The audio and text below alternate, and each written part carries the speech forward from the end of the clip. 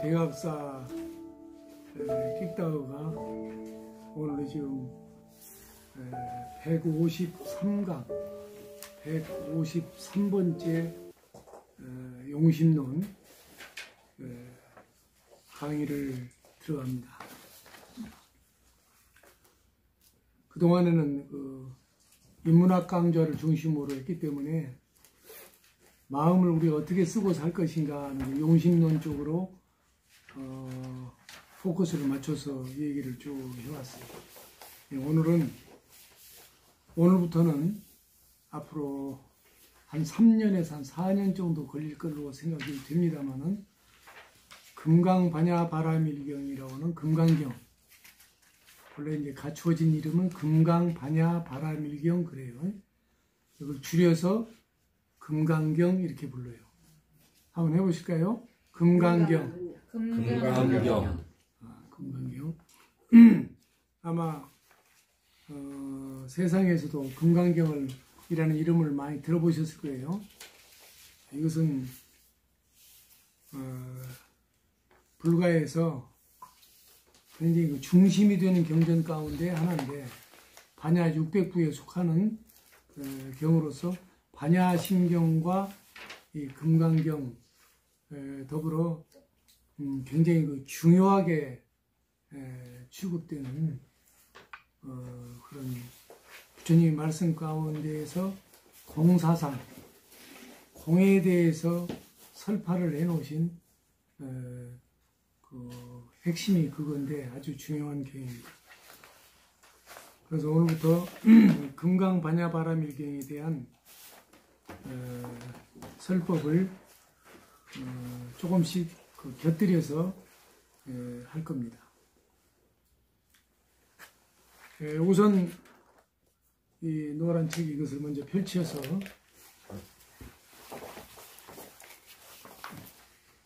똑같이 한번 제1푼만 한번 먼저 읽어볼까 합니다. 제1푼 제1장이라고 볼 수 있는 거예요.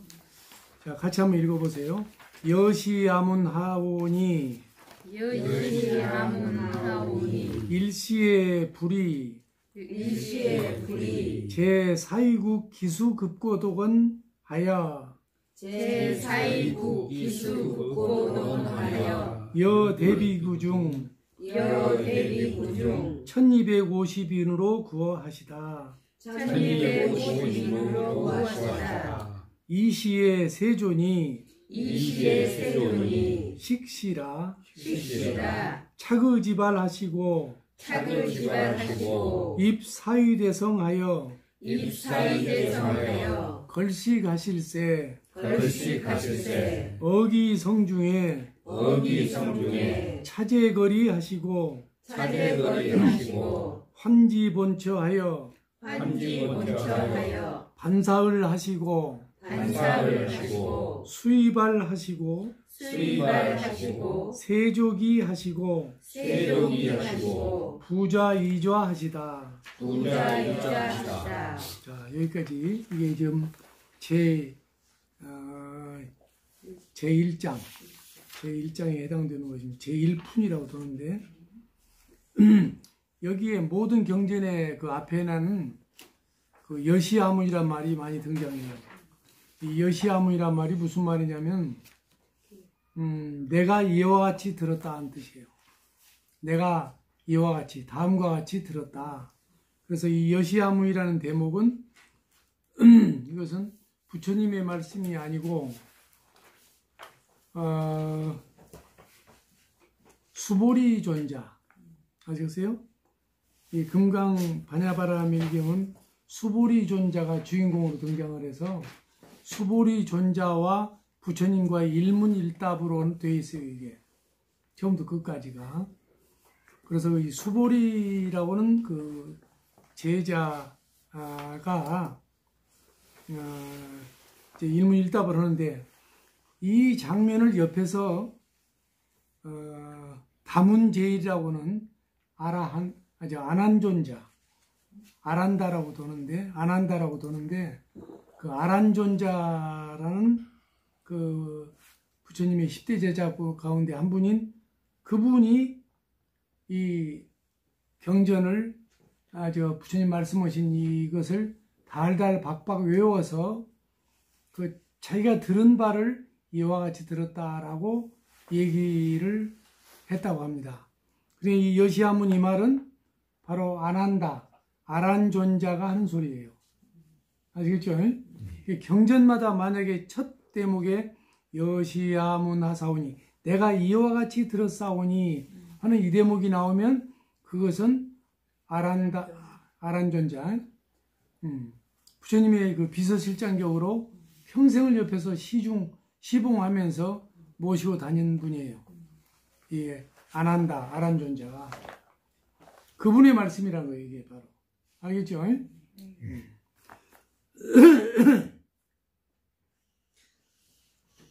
자, 이와 같이 내가 들었다. 이게 여시아문. 일시에 그만 어느 한때에 어느 때에 그렇게 해석할 수 있어요. 일시에 불이 부처님께서 제4위국 기수급고도건이라 이렇게 지금 나와 있는데 사위국은 나라 이름이에요. 사위국. 그 사위국이라는 나라의 기수급고도건이라는 절. 이걸 갖다가 기수급고도건을 이 절 이름이 기원정사라고 불러요.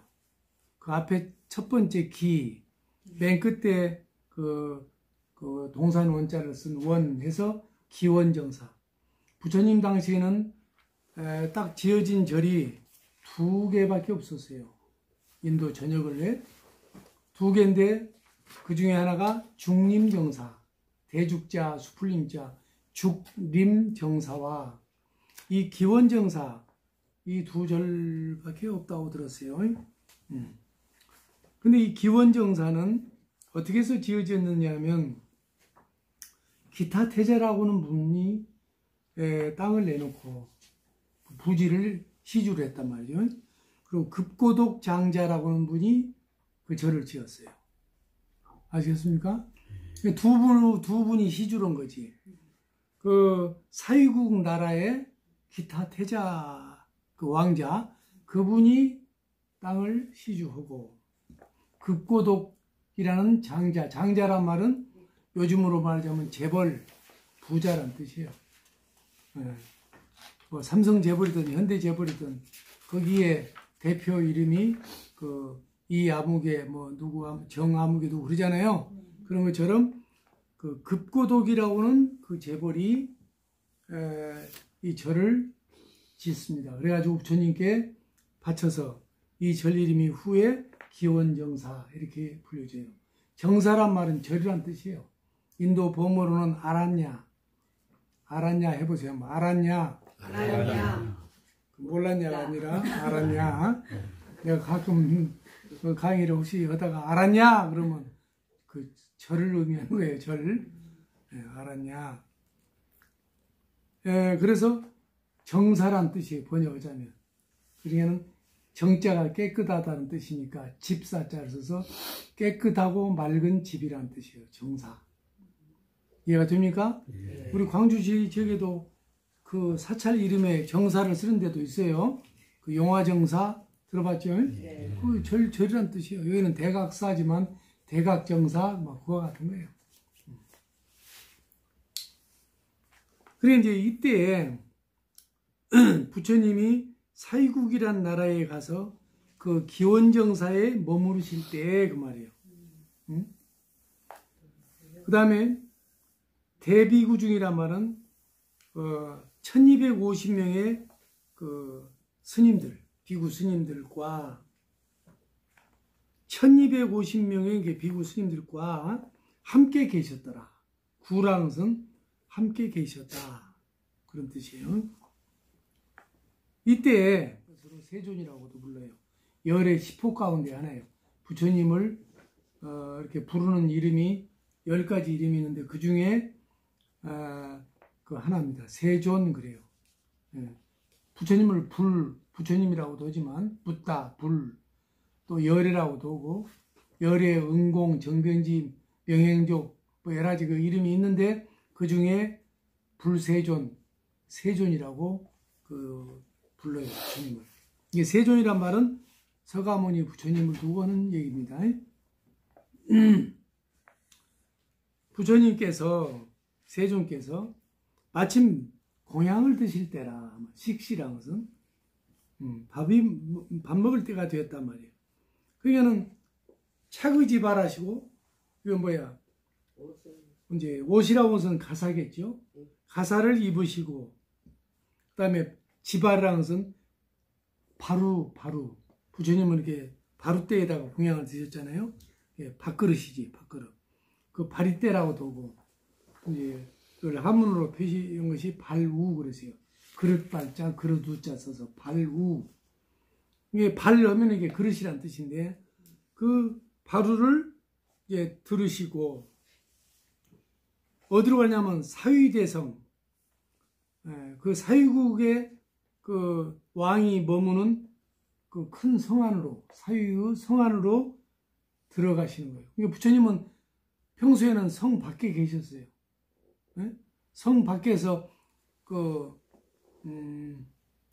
인도의 그 큰 강, 겐지스 강을 오르락 내리락 하시면서 발로 걸으시면서 이 법을 펴셨거든, 부처님이. 그 이제 사위국이라는 그 인도에는 여러 부족 국가들이 있었는데 그 중에 하나예요, 이제. 거기에 그 왕성으로, 왕이 머물고 있는 사위국 대성으로 들어가셔서 걸식을 하는 거예요. 국어를 한단 말이에요. 밥을 빌어. 그 탁발이라고 그러죠? 삭발은 머리를 깎는 것이고, 탁발은 공양을 얻으러 다니는 것이 탁발이고 그래요. 아시겠죠? 근데 부처님께서는 제자들과 언제나 성 밖에 머무르시던데, 탁발하실 때면은 성 안에가 이제 그 주민들이 사니까 성 안으로 들어갈 수밖에 없는 거예요. 그래서 성 안에 들어가서 이제 걸식을 하는 거예요. 걸식. 탁발을 한다 그 말이에요. 그건 어기성 중에 그 성 안에 그 말이겠죠. 그 성 안에 들어가셔서 걸식을 하는데, 탁발을 하는데 어떻게 하느냐? 차제거리를 하는 거예요. 차제거리. 부잣집만 이렇게 들어가서 탁발 공양을 이렇게 청하는 게 아니라 잘 사나 못 사나, 큰 집 작은 집 할 것 없이 차례차례. 왜냐하면 그분들에게 복을 지을 수 있는 기회를 평등하게 드리기 위해서 가난한 집도 들어가고 부잣집도 들어가는 거예요. 그걸 갖다 차제거리라고 그래요. 한번 해보세요. 차제거리. 차례차례로 집집마다 그 소리예요, 이게. 그래가지고 걸식을 이제 하시는 건데, 그렇게 이제 해가지고, 환지본처라는 것은 본래 있던 곳으로 돌아오시사. 환지본처. 본래 있던 곳으로 되돌아온다 말. 그럼 본래 있던 곳이 어디였습니까? 그렇지. 성 밖이었잖아요. 그죠? 탁발은 성 안에서 오고, 주민들한테. 그 다음에 그 공양을 드실 때는 탁발이 끝나고 나면 어디로 가요? 성 밖으로.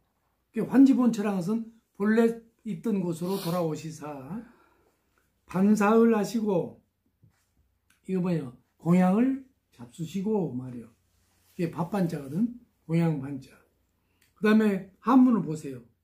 반사을이라고 할 때 그 사자가 지금 밥식자잖아요. 이것이 알아둬요. 이 식자가 명사로 쓰일 때는 밥식 이러지만 동사로 쓰일 때는 먹을 사 그러는 거예요. 이해가 됐습니까? 여러분들이 이제 한문 세대들이 좀 아니다 보면 이 한문에 대해서 깊이 이제 잘 모르니까 이것을 반식을 이렇게 읽으면 안 된다고 말이에요. 반사을 이렇게 읽어야지. 오케이? 그 다음에 수의발은 이제 의발을 이제 거두시고 그 말이에요. 어떻게 해요? 가사를 이제 일단 어떻게? 아니에요. 보는 게 아니라 다시 이렇게 갖춰 입으시는 걸 말한 거예요. 왜냐하면 법문을 하셔야 되니까. 그 다음에 세조기 하시고, 이제 맨발로 다니셨거든. 그게 이제 발을 이제 씻어. 이게 세조기란 말이에요. 발을 씻으시고, 부좌, 이좌, 이제 참선하는 자세로 가부좌를 들고 떡하니 앉아요. 이게 부좌, 이좌예요. 그러면은 그 1250명의 비구들이 부처님을 중심으로 삥 둘러서 앉게 되는 거예요. 이해가 됩니까? 이게 나처럼 이게 한쪽에서 여러분들 보고 설법을 하는 것이 아니라 부처님 당시에는 부처님이 가운데 앉으세요. 그리고 그 주위를 세 번을 돌아. 나중에 이제 나오겠지만 부처님이 앉으시면 그 법문을 듣는 그 청중들은, 제자들은 부처님의 이게 그 시계바늘 방향으로 여러분 탑도리가 그래서 나온 겁니다. 이렇게 부처님을 중심으로 이렇게 시계바늘 방향으로 세 바퀴를 돌고 나서 이것도 우요삼잡이란 말이 나중에 나오는데 돌고 나서 각자의 자리에 이렇게 부처님을 중심으로 삥 둘러서 앉아요. 이게 법문이 시작되는 하나의 그 장면입니다. 그렇게 상상을 하시고 들으시면 돼요. 됐죠? 그래서 부처님 먼저 이제 중앙에 이렇게 가부좌를 틀고 이렇게 떡하니 이제 앉으신단 말이에요. 그러고 나서 이제 선현기청분, 그 중에 이제 한 분이 일어나셔서 그 부처님께 그 일어나서 청을 하는 거예요. 청법을. 부처님의 말씀을 청하시는 것이 선현기청분이라고 해요. 이게 제2장입니다. 그래서 오늘은 제가 요 2장까지만 할 거예요. 자, 같이 한번 읽어봅시다. 2장을. 선현기청분 제2. 선현기청분 제2. 시에 장로 수보리가 제대 중중하여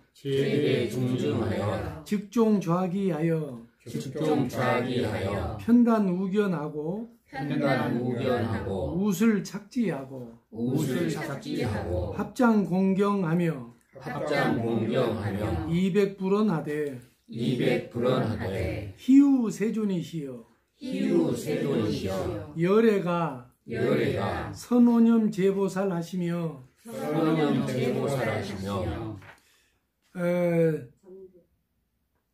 선부촉 제보살 하시나이다.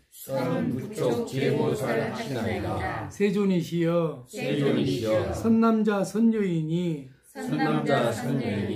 발 안욕 따라 삼맥 삼보리심 하려면 응운하주며 운하 항복기 심이니까 이렇게 이제 여쭈고 이제 그 다음에 하는데 오늘은 여기까지만 하겠어요. 다음까지 하게 되면은 좀 길어질 것 같아서 여기까지만 할게요. 여러분들이 거기다가 체크를 해서 표시를 좀 살짝 해놔요. 자, 이 대목은 어떤 대목이냐면 선현이라는 것은 선지식이라는 뜻이에요. 부처님 당시에 그 아까 1250명의 비구들 가운데 그래도 빼어난 제자들이 몇 분 계셨는데 그 부처님이 10대 제자 들어봤죠? 네. 그런데 그분 중에 하나가 수보리 장로라고 하는 분이에요. 장로 수보리라고 부르는데 왜 장로란 말이 붙었느냐? 부처님보다도 수보리 장로가 나이가 많았어요. 그래서 스승보다도 제자가 나이가 많았기 때문에 장로라는 그 칭호를 붙인 거예요. 그러니까 장로님 요즘에 교회에서도 그런 말을 쓰는 것 같은데 본래는 우리 불교 용어입니다. 아시겠어요? 요즘에는 우리 절집에서는 노장님 그래요. 노장. 어른 스님을 부를 때 어른 스님, 큰 스님, 노장 스님 이렇게 불러요. 그 거꾸로 뒤집으면 장로예요. 그 장자가 어른 장자예요. 쓸 때는 긴 장자로 썼지만 어른이란 뜻이에요.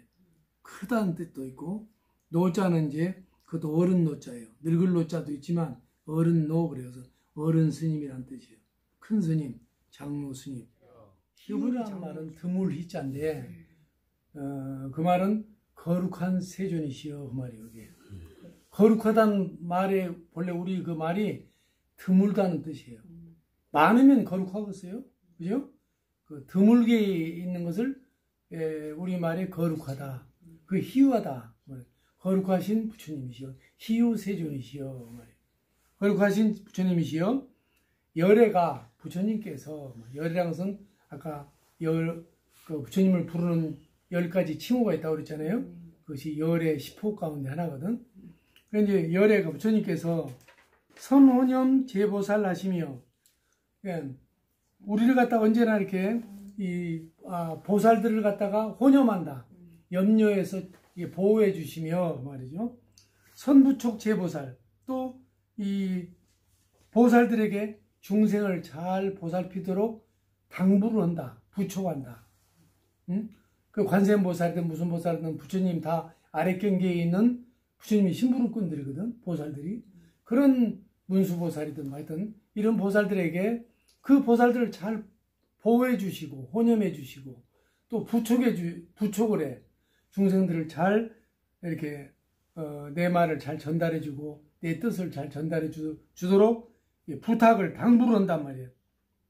그래놓고 세존이시여 선남자 선여인이, 선남자란 말은 착한 남자란 뜻이지만 선남자는 어떤 남자와 어떤 여자가, 이게 그렇게 풀어야 돼요. 선남자 선여인 해보세요. 선남자 선여인, 어떤 남자와 어떤 여인이, 어떤 남자와 어떤 여인이, 이게 알아들었죠? 영어로 말하자면 everybody란 말이야. everybody. 필부, 필려, 범부, 범녀, 범부 중생. 그 말이에요. 자, 선생님이 발 안욕따라 삼맥 삼보리심인데 해보세요. 인데 하려면 응운하주며 응운하 항복기심이니까 이렇게 이제 질문을 던진 거예요. 자, 이 설명은 내가 앉아서 하겠는데 우선 지금 수보리존자가 이런 모습으로 부처님을 향해서 이렇게 질문을 했다는 거. 그걸 내가 일러주기 위해서 이 자세를 취한 거예요. 앉으세요.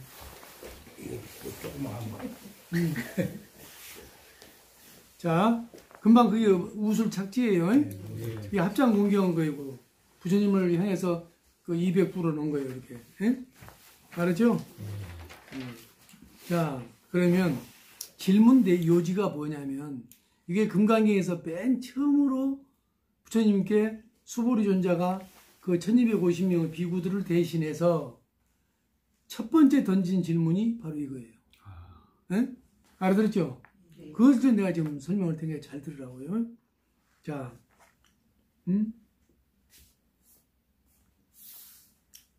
선남자 선여인. 그러니까 어떤 사람들이 그 말이겠지. 어떤 남자든 어떤 여자든 이런 사람들이 발 안욕따라 삼맥 삼보리심이라는 말이 나오죠. 이게 뭐냐? 발이란 것은 나타낸다. 겉으로 드러낸다. 그 소리예요. 무엇을? 안욕따라 삼맥 삼보리라고 하는 그 마음을. 이게 끝에 앞에 발자와 뒤에 마음심자를 보태서 발심이란 말이 여기서 나온 거예요. 마음을 낸다. 여러분들이 한 마음을 내서 여기 왔잖아요. 그게 발심인 거거든. 우리가 뭔가를 시작하겠다는 마음을 낸 거란 말이지. 이걸 발심이라고 그래. 그래서 그 앞에다 초자를 붙이면 초발심이란 말도 쓰는 것이고, 맨 처음으로 마음을 냈다고 말이죠. 발심 해보세요. 발심. 한 마음을 냈다 그 말이에요. 알겠죠? 어떤 마음이냐? 안욕따라 삼맥삼보리라는 마음을 냈단 말이에요. 이게 안욕따라 삼맥삼보리가 무슨 뜻이냐면, 여기 이제 그 보면은 이게 이제 풀자면 이게 욕따라라는 것은 그 긍정적인 말인데 아가 붙으면 아나 안이 붙으면은 부정적인 말이 돼요. 이 산스크리트에서는 인도 말에서는 그 아나 안이 붙어 말이라면 이거예요. 여기 한번 보세요. 자란 말 들어봤죠? 자. 나라고는 존재를 자 그러잖아요. 자. 그게 인도 범어로는 아트만이래요. 그렇죠? 아트만. 근데 무아란 말 들어봤어요, 혹시? 무아 할 때는 안, 아트만 이렇게 말해요. 안을 붙여 앞에다가 접두식으로. 그것처럼 욕따라 삼맥삼보리는 정등정각이라는 뜻이거든요. 이게. 정등정각이 이게 뭔 말이냐? 바를 정자, 등자는 이제 무등산할 때 등자니까 비교할 등자예요. 왜? 어디에다가 비할 바 없는 그런 말이에요. 이게 안욕따라 삼맥삼보리가 그러면은 정등정가이란 바르게 비교한다는 뜻이에요. 정가라는 것은 바른 깨달음. 알겠죠? 근데 여기가 욕따라라는 것은 뭐냐면 유일한 뜻이에요. 욕따라가. 근데 아가 붙으니까 안욕따라 그랬으니까 무상이란 뜻으로 번역하는 거예요. 이걸. 유가 없는 그 말이에요. 응? 유가 있으면은 또 올라갈 유가 있으니까 아직은 덜 올라간 걸 말하겠죠?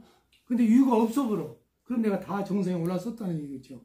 그게 안욕따라예요. 이게 번역하자면 무상한 거래요. 유가 없이 정상에 올랐었다 그 말이에요.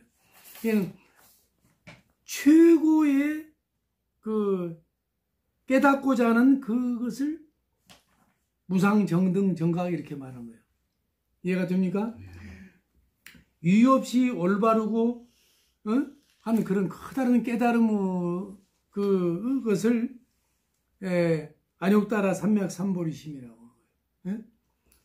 내가 무상정등정각을 공부를 해야 되겠다라고 발심을 했단 말이에요. 이해가 됩니까? 그렇게 발심을 하고 다시 말하면 부처님 법을 아니면 금강경을 공부를 해야지 하는 마음을 발심을 했어. 선남자 선여인이.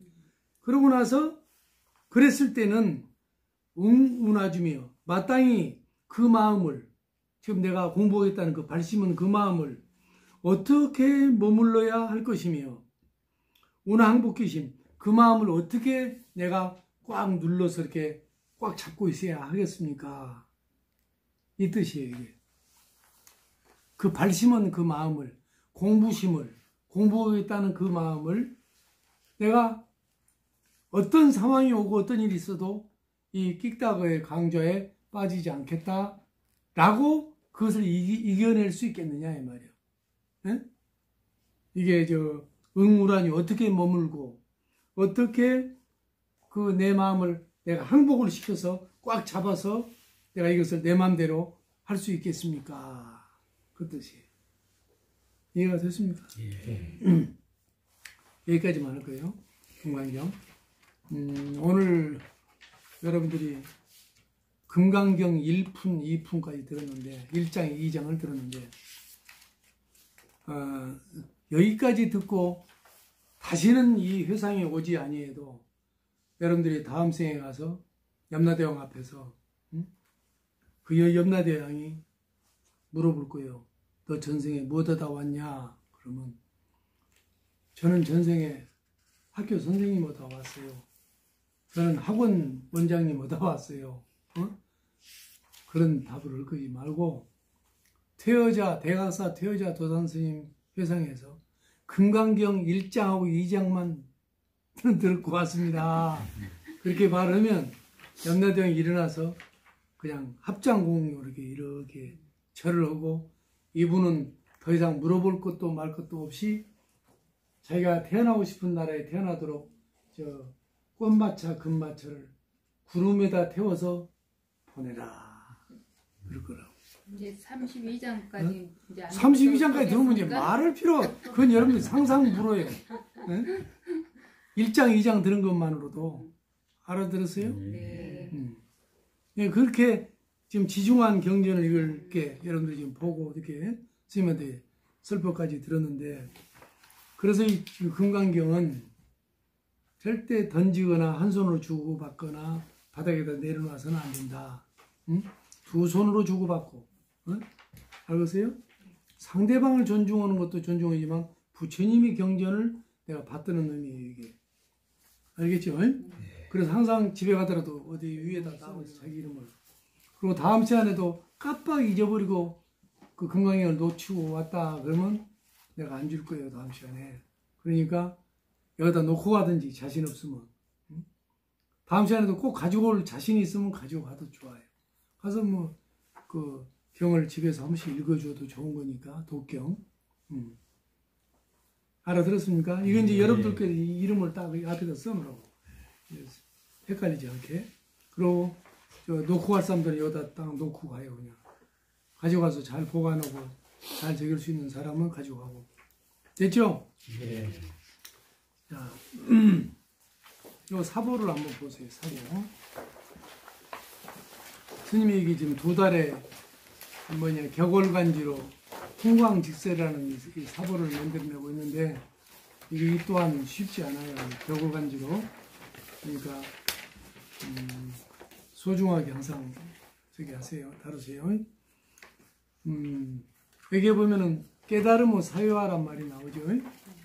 깨달음을 사유한다는 말은 소유하지 말고 깨달은 것을 자기가 몸에 그 뭐 마음속에 이게 간직하고 있으면 그 무슨 소용이에요? 사유에다가 펼치고 자기가 실천 궁행을 해야지. 그것이 깨달음을 사유합니다. 소셜라이제이션. 알아들었죠? 거기 이제 빚을 빛으로 갚아라 그런 내용이 나오죠? 빚을 빛으로 갚아라. 오늘 이것도 일단 말씀을 잠깐 드릴 거예요. 자, 이걸 한 장 더 넘겨서 우리 광주 끽다가 용심론 오늘이 153강인데 인생여로 당신은 어디쯤 가고 있는가? 인생이라는 것은 하나의 여행과 같은 거예요. 나의 여행은 지금 어디쯤 왔을까? 내가 지금 나이가 여러분들이 뭐 환갑이다. 그러면 61년 그 포인트에 와 있는 거예요. 지금. 그러겠죠? 시간적으로는. 그 공간적으로는 어디쯤 와 있는가? 내 정신세계, 내 육체는 그렇다고 내 마음, 정신의 세계는 어디쯤 와 있는가? 그런 생각을 가지고 이걸 대하면 됩니다. 3월의 독백이라고 하는 시를 스님이 이제 지었는데 그것을 우리 모두 함께 합송으로 입을 모아서 낭독을 해보겠습니다. 똑같이 하세요. 시작. 3월의 시 오랜 것은 오래가고 정같다. 네가 나를 보는 것이 그렇다. 지난 세월 거친 사람에도 모질고 차가운 기억도 뼈가 시리도록 아픈 상처도 모두 견디어냈던 것은 단 하나 오직 앞만 보려는 내 홀수 때문이었다. 홀로 사는 것은 타인을 등지는 것이 아니라 내가 나를 보듬고 사는 것. 하늘이 내려보고 땅이 돌려보는 수수께끼 같은 미로우 길 위에 서서 풍과 깃설 하기에 그대여 구름처럼 살았다. 강물처럼 살았다. 이 나이에 더 이상 무엇을 찾으리. 낮에는 바람을 벗삼고 밤에는 별빛을 벗삼아 미안한 이들 가슴에 안고 형무함처럼 살다가 가리라. 그냥 이렇게. 너무 멋지십니다. 스님. 너무 좋다. 이달에 3월에 들어서면서 봄 기운을 느끼면서 내가 혼자 이렇게 중얼중얼 해본 거예요. 스님은 시를 한 달이면 아마 한 몇 편이 나올 텐데 단 한 번도 시를 쓰면서 고쳐 쓰는 법은 없어요. 왜냐? 시는 내가 짓고 내가 만드는 것이 아닌 거예요. 시라고 하는 것 자체가 이 우주 대자연의 노래거든. 이 우주 대자연의 멜로디고. 근데 나는 받아 쓰는 것에 불과한 거거든. 그러니까 있는 그대로 풍광직설. 그 우주의 그 범음, 맑은 소리를 내가 받아 적는 게 시예요. 그러니까 시는 내 것이 아니지. 우주의 것이죠. 그렇기 때문에 구태여 그걸 뭐 지우고 고치고 뭐도 볼 필요가 없어. 누에고치에서 실이 나오듯이 자연스럽게 뽑아져 나오면 되는 거죠. 알았습니까? 네. 스님은 여기 에세이21에 수필가로는 등단을 했지만 시인으로는 등단 안 했어요. 앞으로도 안 할 거고. 왜냐? 시라고 할 때 시가 말씀언변에 무슨 뭐였어요? 절사자를 쓰잖아. 나는 평생 지금 절에서 살고 있고 절에서 말을 하고 있는데 그 시적으로 그냥 사는 것이 내 삶인데 구태여 따로 시인한다 그러면 내가 다시 속퇴를 하느라 그 말이야. 그러죠? 네. 그래서 나는 그러고 싶은 생각이 없어요. 그래서 단 한 번도 시인의 등단은 아니었어도 단 한 번도 내가 시인이 아니다라는 생각을 해본 일이 없어요. 그래서 나는 시인이요. 그러면서 동시에 나는 곧 시요. 이 말은 장국도관 소리입니다. I am poem. 나는 시다. 한번 해보세요. 나는 시다. 나는 시다. 나는 쉬다. 그죠? 아멘 포이. 나는 시다. 시인은 뭐예요? 시로 살아야 시인인 거예요. 네? 내가 제주에서 시인들을 모임에 나를 초청 강의해서 가서 내가 한번 강의를 해준 일이 있는데 그 시인들한테 내가 그 우문으로 물었어요. 시인들 앞에서 시인이 뭐요? 라고 물어봤어요. 아니, 시가 뭐냐고. 시가 뭐요? 이렇게 물었단 말이에요. 시인들 앞에서. 육지에서 다 내놓으라는 분들이 그 제주까지 와서 지금 어떤 그 포럼이랄까 그런 모임으로 하고 있는 그곳에 나를 이제 초청돼서 갔는데 시가 뭐냐 물었다니까. 그럼 사람들이 뭐 사랑이요, 뭐 눈물이요, 또는 뭐 인생이요, 뭐 여러 가지 얘기들을 많이 했어요. 내가 한 사람한테도 딩동댕 할 수가 없었어요. 다 껍데기들의 얘기만 하고 있어. 속 알맹이는 빼놓고. 여러분들한테 묻겠어요. 내가 시가 뭐예요? 납니다. 절에서 말하는 거. 자기 얘기를 하란 말이에요. 응? 성철 스님이 그 유명한 말씀이 뭐냐면 그게 네 소리냐? 이렇게 물었거든. 비구가 뭐냐? 걸쌉니다. 그랬더니 그게 네 소리냐? 아닙니다. 전에 여러 어린 스님들께서 조사 어록에 그 비구는 걸사라고 구걸하는 선비라고 해와서 그렇게 말씀드렸습니다. 네 소리를 일러라 그랬거든. 네가 알고 있는 소리를 일러야지 왜 그렇게 앵무새 모양으로 그 어른 조사 스님들의 말씀을 흉내내느냐. 선제들도 마찬가지지. 그게 네 소리가 아니잖아. 금방 스님이 얘기하니까 그걸 본다면 안 되지. 자기 소리를 해야 되는 거야. 자기 답변을. 용심론 이 스님의 강의를 몇 년 들었다 그러면 자기 소리 정도는 나와야 되지. 맨날 그냥 남의 소리만 하고 있으면 쓰겠냐고. 내 질문이 금방 뭐였냐면 시가 뭐냐 하는 거였어요. 시가 뭐냐. 시가 뭐예요? 나의 내면을 표현하는 거. 내 소리. 나의 울림. 뭐 내 내면에 표현한 가운데는 소가지, 꼬라지도 있고 여러 가지 있겠지. 그래서 시가 못 돼요. 자, 여러분들은 지금 스님한테 이 끽다그 강좌를 꽤 그래도 오랜 동안 들은 사람도 있는데 아직도 지금 허방을 짚고 있어. 모를 줄 모르고 있다고. 모를 때는 정답이 뭐예요? 알려주십시오. 모르겠습니다 해야지. 모를 줄 알아야 깨달을 수 있는 거예요. 자, 시가 무엇입니까? 모르겠습니다. 그렇지. 모르겠습니다 하는 게 답이지. 언제 여러분들이 구체적으로 시가 뭐냐에 대해서 한번 심사숙고해 본 일이 있냐고. 그냥 없으면 신간편하게 모르겠습니다. 그러면 돼요. 그럼 모를 줄은 아는 거 아니에요? 모를 줄을 알았다는 그 사실이 know yourself. 아테네 시내를 거닐던 소선생이 know yourself. 너 자신을 알라. 뭘? 너 자신이 아무것도 모르고 있다는 무지를 자각하라. 그 말이거든. 알아들었어요? 네. 그게 그 뜻이요. 그게 소크라테스의 의도란 말이에요. 나는 아무것도 모르고 있다. 나는 무지하다. 그것을 스스로 깨닫는 거, 자각하는 거. 그 소리예요. 이게 모를 때는 모른다가 답이란 말이에요. 모든 정답은 묻는 자에게 있는 거예요. 네? 그래요, 안 그래요? 아, 회사에 가서 회사 직원으로 들어간 사람이 오너한테 그 달려있지 자기가 월급 주는 것도 아니고 마찬가지로 질문에 대한 정답은 묻는 자에게 있는 거예요, 사실은. 그렇죠? 그냥 모른다가 잘 나아요.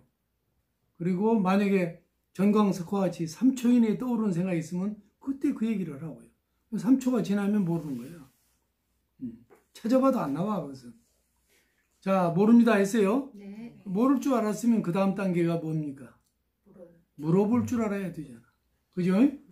물어볼 줄 알아야 되는 거예요. 그렇기 때문에 그게 바로 학문이요. 배울학자에다가 문자가 뭐 글을 문자로 쓴다는 사람들이 많아. 공부를 하는 것은, 학문하는 것은 글을 문자인 줄 알아요. 학문 하면. 근데 글을 문자가 아니고 물을 문자예요. 예? 그래서 학문, 학교에서 공부를 하는 것은 물어볼 줄 아는 것을 가르쳐 줘야 되는 거예요. 다시 말하면 호기심을 유발시켜 줘야 되는 거라고요. 그게 학문의 자세예요. 이해가 됩니까? 근데 선생님들이 그냥 문제를 주고 금방 또 답을 주고 그래요. 애들이 무슨 공부를 하세요? 애들이 뭘 스타디를 하냐고. 응? 물어볼 줄 알아야 돼요. 자, 그러면 이제 물어보세요, 한번 스님한테. 시가 뭡니까? 여러분들은 땡이에요, 땡. 왜? 해주십시오. 스님을 불러, 호칭을 부르고 나서 그 다음에 질문은 내용을 해야지. 여기도 봐봐.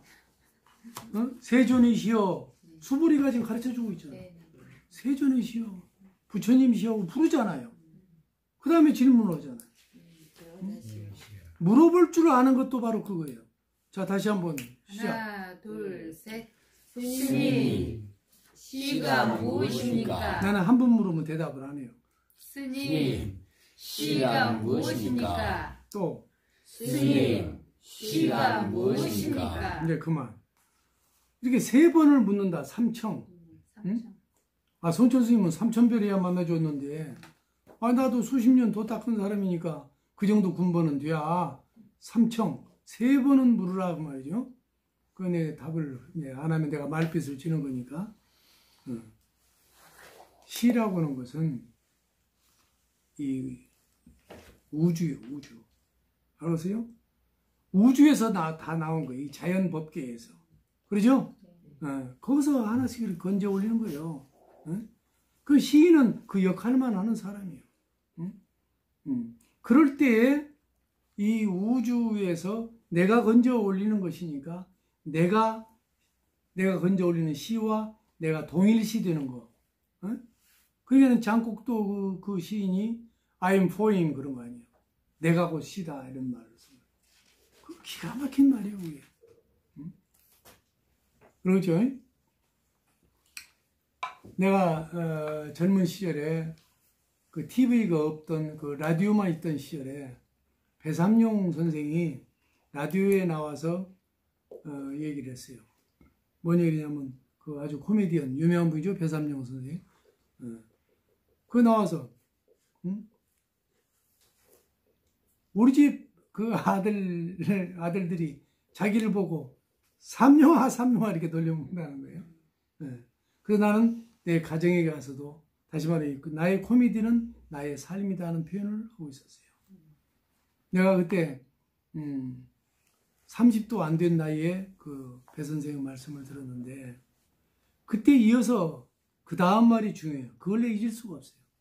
배삼룡 선생님은 그걸 뭐 개다리춤 그게 아니라 이 말씀을 잊을 수가 없어요. 뭐라고 얘기했냐면 바보 앞에서 긴장하는 사람 봤니? 이러더라고. 그분의 바보 철학이에요. 바보 앞에서 웃었으면 웃었지. 마음이 이렇게 편안해지고 웃음이 나오는 거지. 긴장하는 사람이 있냐 이거예요. 바보 앞에 긴장하는 사람은 없다는 거예요.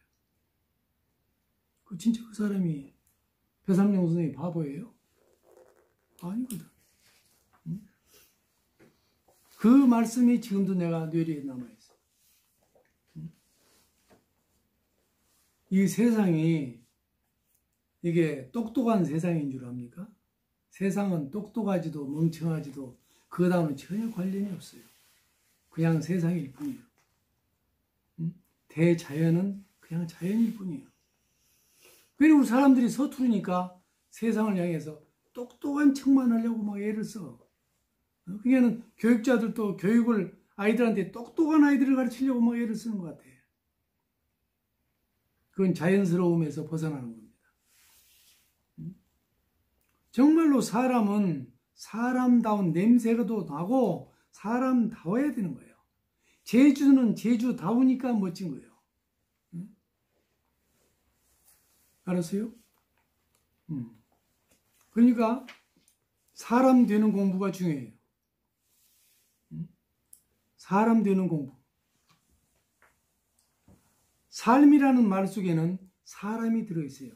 삶, 니을, 미음이 뭐예요? 사람이란 뜻이요.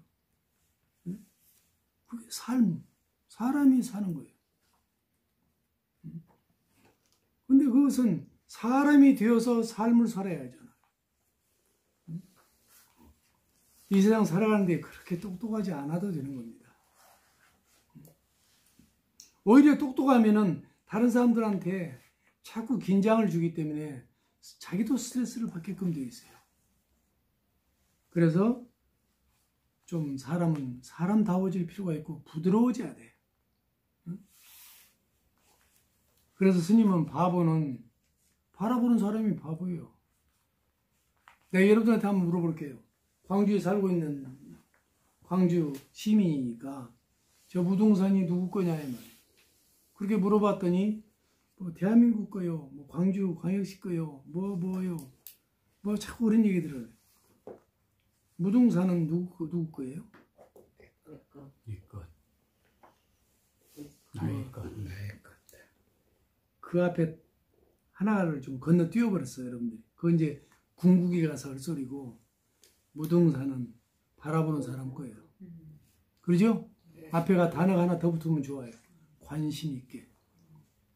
그래야 안 그래요? 무등산은 관심 있게 바라보는 사람 것. 무등산은 관심을 가지고 찾아가는 사람 것이에요. 내 말 틀렸어요? 여러분들의 인생, 여러분들의 삶은 여러분들의 관심 밖에 벗어나면 안 돼요. 그러니까 여러분들의 삶은, 나의 삶은 내 관심 안에 있어야 되는 거예요. 거기서 내가 주인공이 돼야 되는 거예요. 어? 엑스트라가 되지 말고 나의 인생의 변방에 서지 말고 나의 삶에, 나의 인생의 중심에 서라고 말이에요. 그게 스님이 항상 얘기하는, 스님의 그 인문학 강의에서 항상 얘기하는 주인공의 삶을 살아라. 그것이 포로로 살지 마라. 시간과 일거리에 사람에 끄달리고 쫓겨서 잡혀서 살지 마라. 프로가 되라 말이야.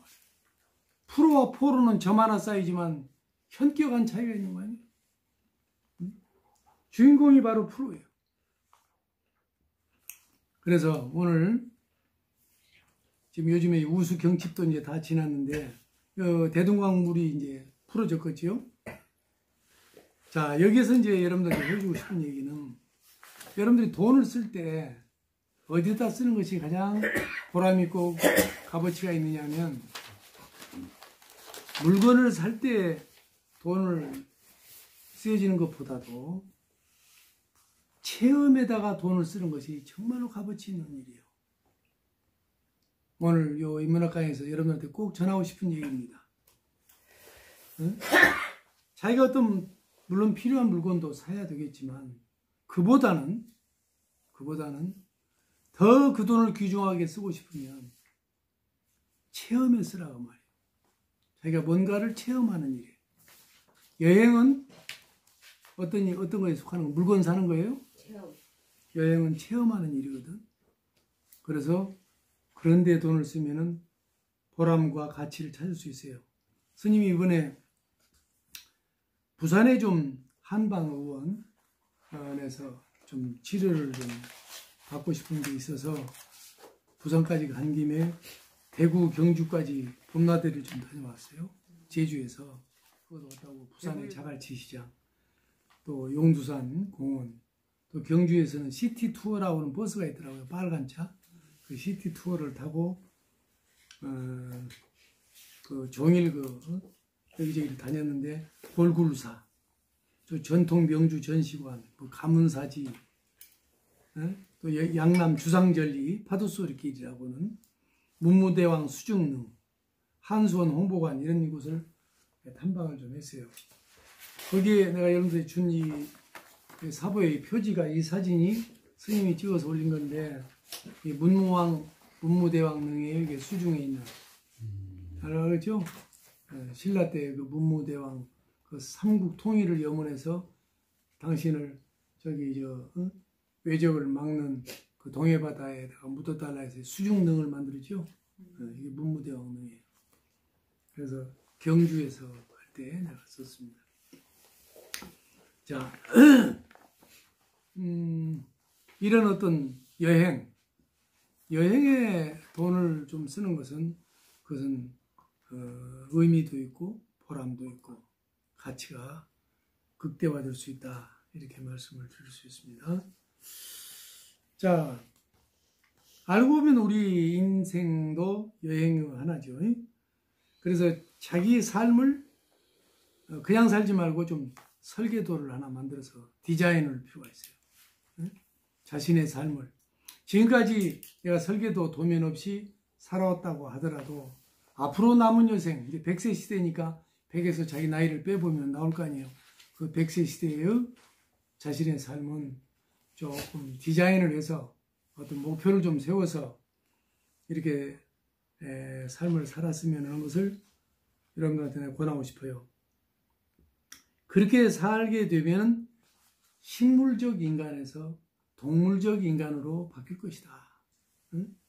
그렇게 말씀드리고 싶고 좀 더 정적에서 동적으로 활동적으로 바뀔 것이다.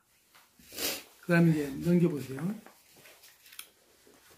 우리에게 100이라는 숫자를 이렇게 보면은 꽉 차 있는 숫자예요. 이게 100 그러면 많이 쓰여지죠. 응? 합격과 성공률도 뭐 100%, 백전백승, 백만장자, 뭐 백수를 누린다. 여러 가지 그 육상도 100m가 기준이 되고 물이 끓는 온도도 100도. 이렇게 일백백자가 흰 백자 위에다가 뚜껑을 하나 딱 덮은 글자인데 이게 가득 찼다는 의미예요. 이게 백자가. 그래서 그렇게 이제 많이 쓰여지는데 올해 2019년이 1919년 3.1절 만세운동으로부터 약 100년이 되는 해예요. 그죠? 그래서 100주년 행사를 그때 뭐 이렇게 많이 하던데, 자, 우리가 우리 한민족은 억눌림을 당하면은 반드시 어떻게 하느냐면 저항을 해. 그죠? 우리 한민족은 그냥 억눌림을 당하면은 예의하고 굽실대고 그냥 눌려 사는 것이 아니라 저항을 하는 그런 품성이, 정의로운 품성이 있어요. 그러니까 인도란 나라는 500년간 영국의 식민지 속에서 살았지만은 우리처럼 그렇게 강력하게 목숨을 걸고 죽음을 무릅쓰고 저항을 하지 않았어요.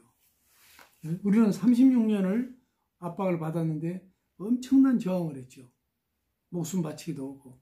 그리고 그 저항의 모습들이 만세운동으로도 벌어지기도 했지만은 윤봉길, 이봉창, 안중근 같은 그런 분들은 열사, 의사로서 그냥 그 수교를 갖다가 그 무기를 와서 쏘아버리기도 하고 그랬잖아요. 그죠? 폭탄을 던지는 거 하면 굉장히 그 저항을 했어요. 그렇기 때문에 우리나라가 일본으로부터 해방, 독립할 수가 있었던 거예요. 우리들의 그 저항 정신이.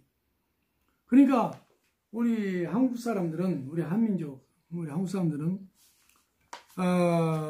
미국이란 나라가 실용주의 정신이 있고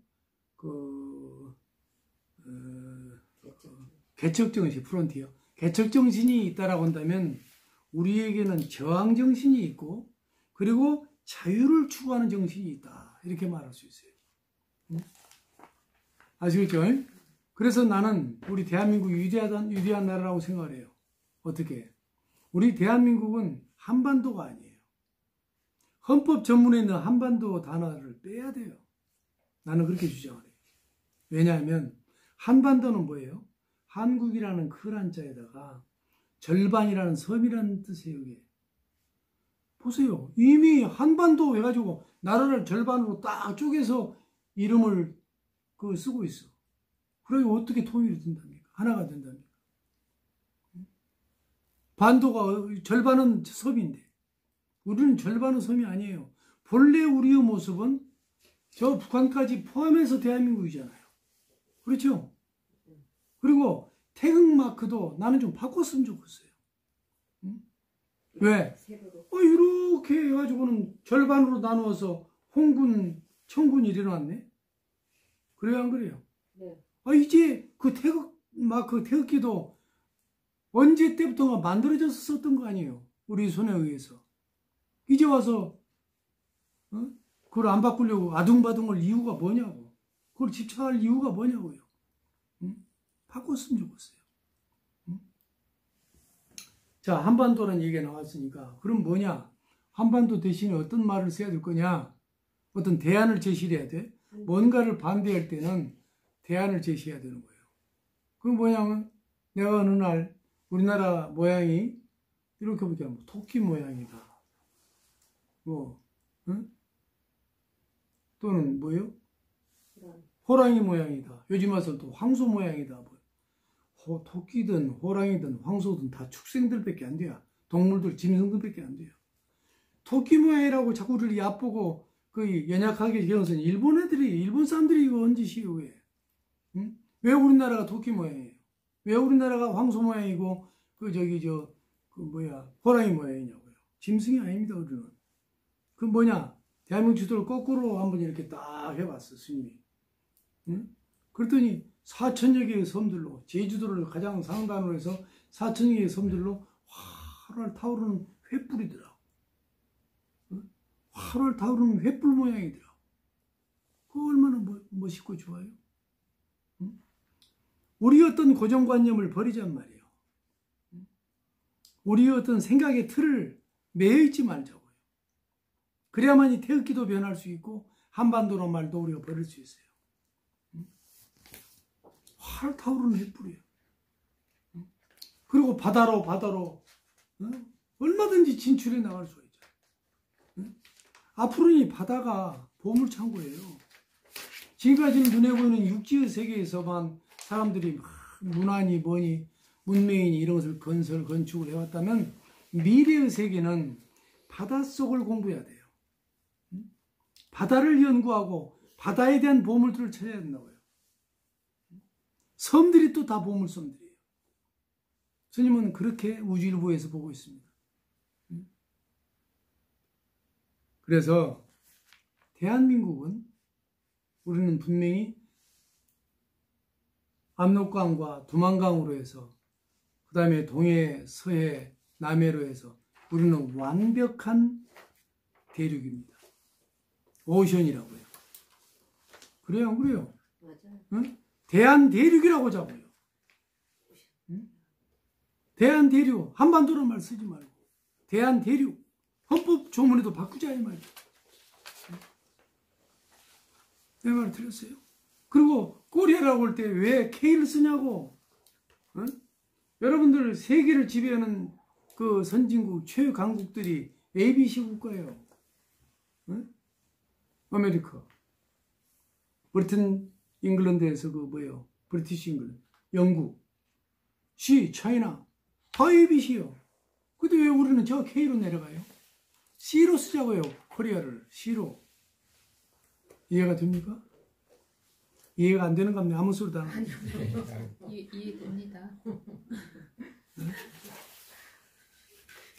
뭔 말인지 알아들었죠? 네. 우리가 진정 우리 대한민국이라는 조국을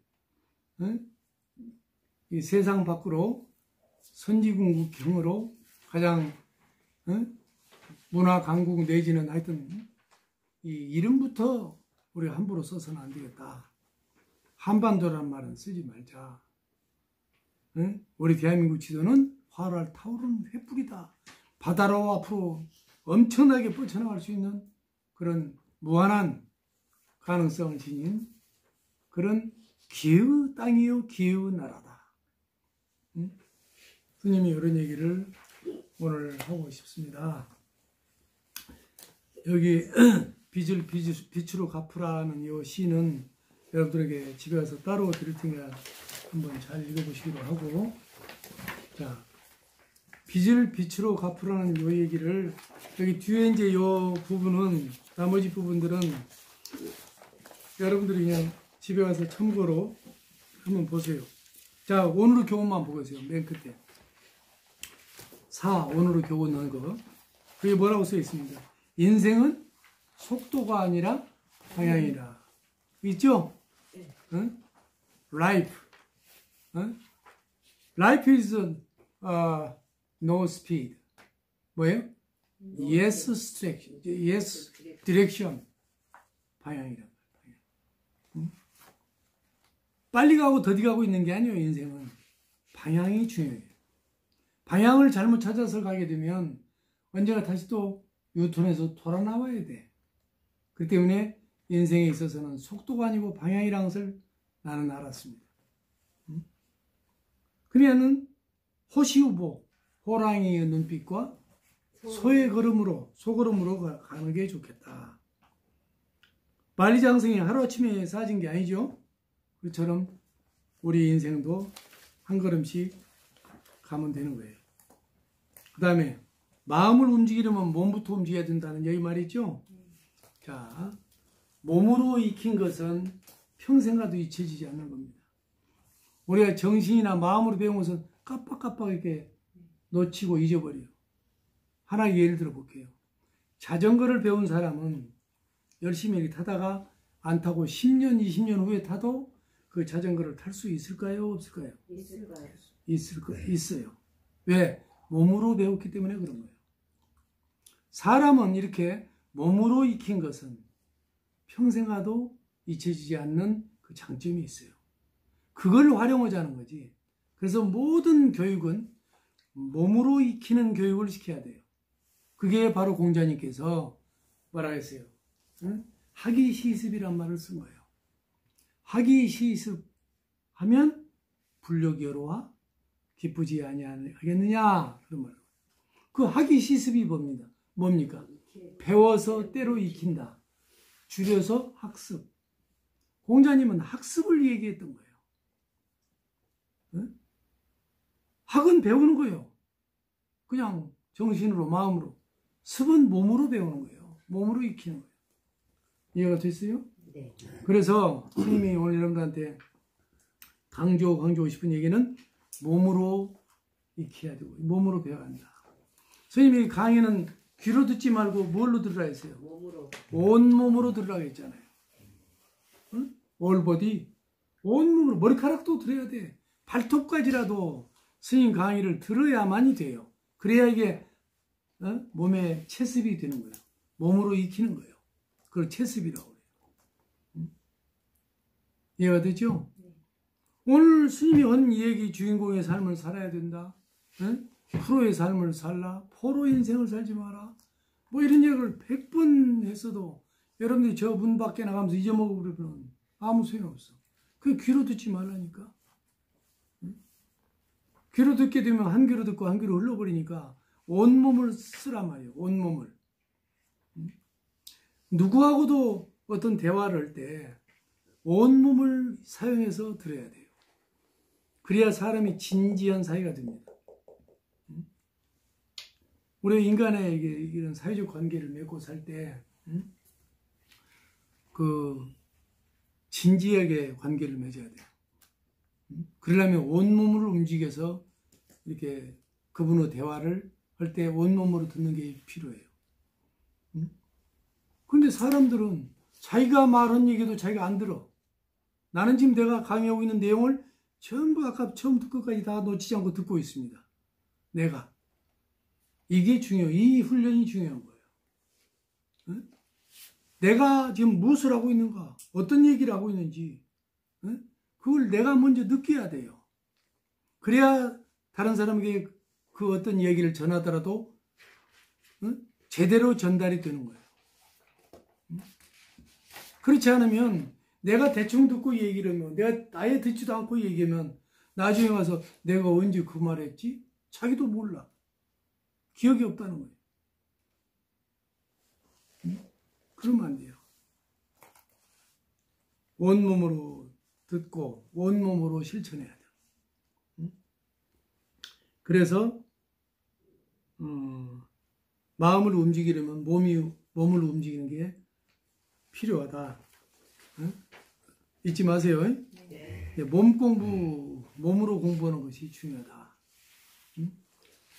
그래서 공자님은 어쩌면 수신이란 말을 쓸 때 수심이란 말을 안 쓰고 몸심자를 넣어서 수신, 닦을 수자, 몸을 닦아라. 그러고 난 후에 가정을 제도하고 수신제가 후에 평천을 한다고 그랬잖아요. 그죠? 나라를 다스리고 세상을 나아갈 수 있다. 그때 수신이란 말을 썼어요. 이 몸 공부가 중요해요. 그래서 스님은 명상을 몸으로 닦는 공부다 이렇게 표현을 해요. 명상이란 것도 집중하는 거예요. 집중. 몸으로 닦는 공부다. 인생은 공술의 공수라고 여기서도 이제 그 얘기를 썼는데 요 그림에서도 인생은 공술의 공수다 이렇게 썼잖아요. 그죠? 빈손으로 왔다 빈손으로 간다 이렇게 말하는 사람들이 있어요. 한번 해보세요. 공술의 공수고. 공술의 공수가. 인생은 빈손으로 온 건 맞아요. 하지만 갈 때에는 빈손도 놓고 간단 말이에요. 어떻게 빈손을 가지고 와? 빈손으로 왔다가 빈손을 가지고 간다? 아니, 틀린 말이에요. 빈손은 무덤까지예요. 화장장까지라고요. 그 영혼은 빈손도 놓고 가는 거예요. 그러죠? 빈손마저도 가져갈 수 없는 거예요. 사후세계라는 것이. 그러므로 이 생에서 사는 동안 완벽하게 살아요. 다 소모하세요. 다 에너지를. 그리고 새로운 세계로 떠나라고요. 특히 빚을 지고 사지 마세요. 오늘 그래서 핵심적인 얘기를 해주고 싶은 거예요. 빚을 빛으로 갚으라는 용어들 칼럼 줬죠. 그게 뭔 얘기냐? 자, 빚을 갚는 방법이 특히 전생빚인데 내 소원이 이루어지려면 전생빚을 먼저 갚아야 돼. 내 기억에도 없어 이 전생빚은. 내가 뭔 빚을 졌을까? 그런데 여러분들은 전생에 빚이 있어요. 근데 그 진 빚을 금생에서 하는 동안에 다 갚고 가야 돼.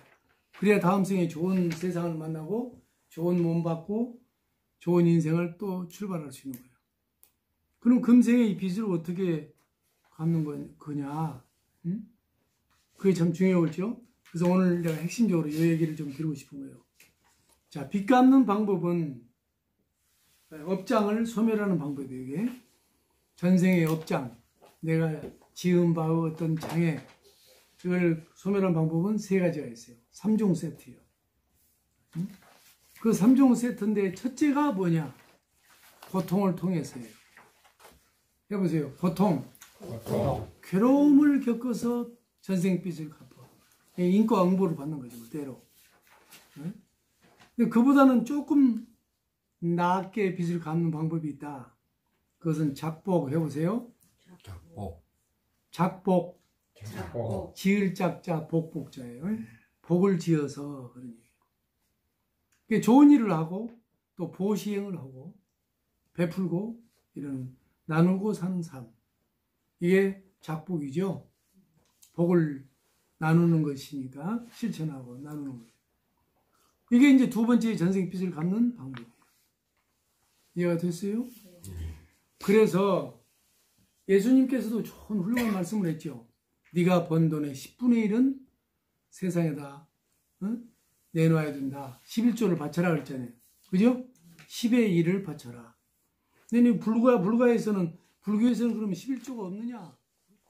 부처님이 말씀은 우리 불가의 11조 내용을 아냐고요. 이름은 보신데 그 내용을 아냐고요. 모릅니다. 그럼 물어봐 얼른 빨리빨리. 스님 보시랑 보십니까? 불교의 11조란 뭐죠? 이 말이에요. 아마 처음 들어보는지 모르겠는데 부처님법 불교에도 11조가 있어요. 근데 11조가 아니고 이렇게 돼요. 네가 가지고 있는 그 번 돈을 4등분으로 나눠라. 그랬어요. 그 중에 4분의 2는 먹고 살고, 응? 4분의 2는 재투자를 하고. 아니야. 그게 아니, 틀렸어. 4분의 2는 재투자를 하고, 4분의 1은 먹고 살고, 4분의 1은 저축하라 그랬어요. 알았어요? 그 저축해야 될 돈의 4부 또 4등분을 해라. 응? 그러면 전체적으로는 몇 등분이 돼요? 16분의 1이 되겠죠. 네? 그래요, 안 그래요? 4분의 1을 또 4분의 1을 했으니까 전체적으로 나눈다면 16분의 1이 될 거 아니에요? 4, 4, 16. 16분의 1에 대해서 말씀한 거예요. 네가 저축해야 될 그 돈, 그걸 4등분으로 나누어서 그 4분의 1은, 즉 전체의 16분의 1은 네 것이 아니니라 그랬어요. 그건 뭐예요? 다른 사람들의 것이므로 베풀어라. 그게 보시하라 이 말이에요. 이해가 됐습니까? 그게 불교의 말하자면 16분의 1조 라고 할 수 있는 거예요. 그게 보시의 내용이에요. 내용. 네? 그냥 보시하란다고 그래서 그냥 남 거 막 빌리다가 남 도와주는 그건 보시가 아니에요. 자기 것을 그렇게 하라고 말이에요. 자기가 번 돈을. 다시 한번 얘기할까요? 자기가 총 수입을 4조각으로 나누라. 그 중에 4분의 2는 절반이게 되거든요. 뭐라고 했어요? 재투자를 하라. 4분의 1은 먹고 살아라. 4분의 1은 저축하라. 그 저축해야 될 돈을 또 4등분해서 그 4분의 1은 보시를 행하라. 이해가 됐습니까? 잘 명심해 두다가 실천을 하셔야 돼요. 그래야 보시행을 실천하는 거예요. 자, 첫째는 빚을 갚는 방법이 고통을 통해서, 괴로움을 통해서, 괴로움을 겪으면서 자기 전세업장을 소멸하고 빚 갚는 방법. 두 번째는 복을 지어서, 선업을 지어서 덕행을 실천해서 갚는 방법. 세 번째가 있죠.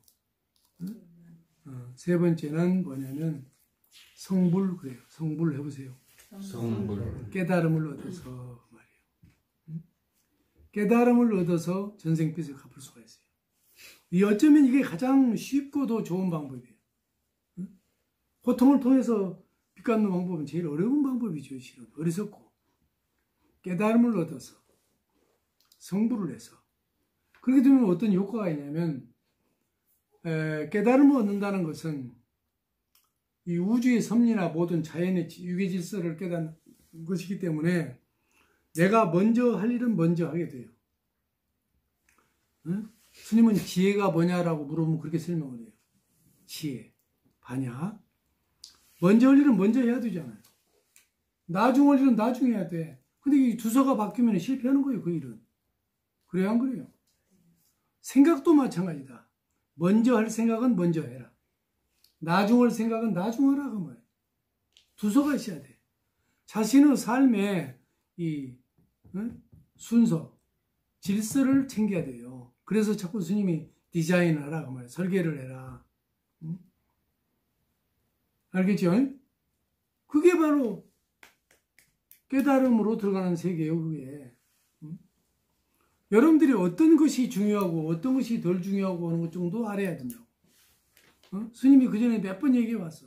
이 세상은 중요한 일이 있고 덜 중요한 일이 있는 것이 아니다. 그럼 어떡하면? 세상에는 중요한 일과 덜 중요한 일로 있는 게 아니에요. 뭐가 있다고 그랬어요? 그렇지. 세상에는 중요한 일과 시급한 일이 있다. 응? 근데 여러분들이 어떤 일을 먼저 해요? 시급한 일을 먼저 하거든. 그래요, 안 그래요? 지금 전화가 걸려오면 스님 강의 듣는 중에도 어쩌면 또 막 그냥 쏘살같이 나가는지도 몰라. 응? 자, 스님의 강의는 시급한 일입니까? 중요한 일이죠. 여러분들이 건강을 관리하는 것은 시급한 일이요, 중요한 일이에요? 중요한 일이에요. 그런 중요한 일을 놓치면 안 된다는 얘기예요.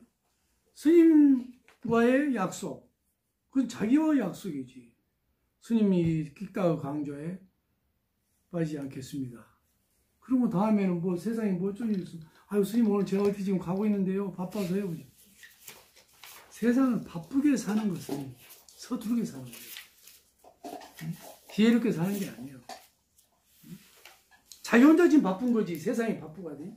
세상은 노 스피드, 속도란 것하고 관련이 없는 거예요. 여러분들이 시급한 일을 생각을 해보면 그런 일은 잠깐 접어두고 기다려.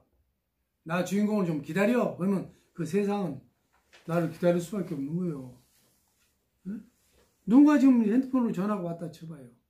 내가 내 시간의 주인공 노릇을 하려면 나 여기 지금 중요한 일을 하고 있으니 중요한 스님의 강의를 듣고 있고 중요한 일을 하고 있으니 끝나고 있다가 내가 알아서 또 연락을 하면 한다든지 그렇게 해야 한단 말이지. 그냥 전화 받고 막 손살까지 나가버려. 그런 사람은 프로가 아니에요. 아마추어이기 때문에 그런 거예요. 그게 뭐예요? 포로이기 때문에 그런 거예요. 인간이랄 때 사람인 자를 두 역으로 쓰는 이유를 스님은 알아냈어요. 인간이라고 쓸 때 인 플러스 간이에요. 사이간자가 사람인 자 옆에 항상 따라다녀요. 인간하고. 왜 이 사이간자가 따라다닐까? 하고 생각을 해봤더니 인간은 시간을 사는 존재예요. 그리고 또 하나 공간을 사는 존재더라고. 그러니까 시간과 공간을 사는 존재가 인간이에요. 이해가 돼요? 근데 그러니까 결국에 내가 인간으로서 주인공이 되려면 시간과 공간의 주인이 돼야 돼요. 시공의 주인이 되라고. 시간도 내가 마음대로 좀 조정을 하고 공간도 일이나 뭐 사람이나 뭐나 이렇게 열어지는 건 그런 것들도 내가 컨트롤, 내가 조율을 하란 말이에요. 그래야 그 진짜 인간이에요. 주인공이란 말이에요. 그래서 영어로 얘기를 한마디 할게요. 갚으라. payback 그래요. payback. pay back your debt. by the light. 빛으로 갚아라. 빚은 빛으로 갚아야 돼. 빚으로 갚는 사람들은 그것은 그냥 중생심이에요. 그것은. 스님도 엄청난 전생의 빚이 있지요. 하지만 나는 그 나의 빚을 나의 깨달음이라는 세계로 갚으려고 해요. 그게 갚아지는 거예요. 업장이 소멸된다고 말이에요. 인생 70이 넘어서부터 스님의 삶이 지금 엄청 즐겁고 행복하고 좋아요. 그 까닭이 뭘까라고 생각해 봤더니 제주가 주는 선물도 물론 있겠지만 그보다는 내가 지금까지 갈고 닦은 그 소위 말하면 용심법 수행을 통해서 인생이란 것을 이거로구나 하고 조금 잡혀지는 것 같아요. 내 인생이 좀 만져지는 것 같다고요. 좀 보이기도 해. 이렇게 살면 되겠구나. 사람은 보고 싶은 것만 보는 습성이 있어요. 그리고 보이는 것만 봐. 그러니까 깨달음이 될 수가 없어요. 보이지 않는 것을 보란 말이에요. 보고 싶은 거 보지 말고 보고 싶지 않아도 내가 모르는 어떤 세계를 좀 들여다보라 그 말이에요. 그렇게 바뀌어야 돼요. 이 21세기는 무슨 세기냐면 자 제1의 물결이 농경사회 물결 여러분들 잘 알죠? 제2의 물결은 뭐예요? 산업사회 물결이에요. 제3의 물결은 어떤 시대냐 이거예요. 바로 초정보화라고 학자들은 얘기를 합디다만 나는 동의할 수 없어요. 초정보화는 이미 정보화 사회에 들어가는 거이고 제4의 물결은 변화 그리고 융합의 물결이에요. 변화와 융합의 물결이라고. 어제의 정보가 오늘 그냥 낡은 정보예요. 지금 어마어마하게 막 변화가 되고 있어. 근데 내가 안 변하려고 고정관념 속에 틀에 박혀서 그래 있으면은 세상과 융합이 되었습니까? 세상의 파도에 나를 변화시켜서 그 파도에 승선을 해야 돼요. 올라타야 된다고. 그 윈드 서핑 같은 것도 보면 바람을 타더만. 웨이브 서핑은 그 뭐에 파도를 타고. 그러니까 그런 찬스가 있을 때 그 잡으려면, 그거를 놓치지 않으려면 내가 준비가 되어 있어야 하는 거예요. 그게 프로 인생을 사는 거예요. 이미자 선생은 누가 초대를 하면은 잠깐만요, 노래 연습 좀 하고 갈게요, 그렇게 하겠습니까? 항상 준비되어 있는 프로이기 때문에 어느 때 언제 어디서 불러도 가는 거예요. 퇴자 스님을 어느 때 어느 단체에서 누가 나를 초청한다 그러면 내가 잠깐만 내 준비해가지고 갈게 그러겠어요? 천만의 말씀이에요. 남다의 창고가 있어. 보물 창고가. 그냥 스위치만 누르면 다 그냥 술술술 쏟아져 나오는데. 그거 뭐예요? 준비를 해야 된다는 얘기예요. 이 삶에서 준비를 해야 돼요. 그 준비하는 방법이 뭐냐? 거기까지만 가르쳐주는 걸로 끝내겠습니다. 이 세상을 살면서 준비하는 방법, 나를 극복해내고 이 변화의 세상에 나를 변화시키는 방법이 뭐냐? 간단해요. 하나의 접근법이 있어요. 첫째, 세기도 3종 세트요. 첫째, 뭐냐면 what, 이게 뭘까라고 물어야 돼요. 시신마라고 이목고, 그게 첫 번째 방법이에요. 어떤 자기 앞에 문제가 생기면 what, 이게 뭐지? 여기서부터 시작을 해야 된다 그러는 거예요. 두 번째는 why, 이거 왜 이런 일이 나한테 생겼어? why, 그걸 나는 why마 이랬어요. 스님이 이제 만든 하나의 그 화두예요. 평화로울 화자에다 고를 화자에다가 말리을 리자를 쓰고 물음 마자를 써서 why마, 영어 why 그 발음을 그대로 지금 옮겨 써온 거예요. why마, 왜 그렇지? 왜 나한테 이런 일이 생겼어? 왜 나는 본 일이 이렇게 잘 안 되는 거야? 될 듯 말 듯한 데까지만 왜 오는 거야? 마지막 한 걸음에서는 왜 이게 안 되는 거야? 그 이유가 있다니까. 그래서 why마, 그렇게 접근해 들어가야 돼. 마지막 세 번째는 how마예요. how마, 영어로 how, 그건 방법론적 접근이에요. 어떻게 하면 되는 거야? 그렇죠? 이 세 가지 법입니다. 한번 해보죠. 첫 번째는 what, 이묻고요. 이묻고. 두 번째는 뭐예요? why. 세 번째는 뭐예요? how. 됐어요? 평생 도 닦은 사람의 얘기니까 책 보는 소리 아니에요.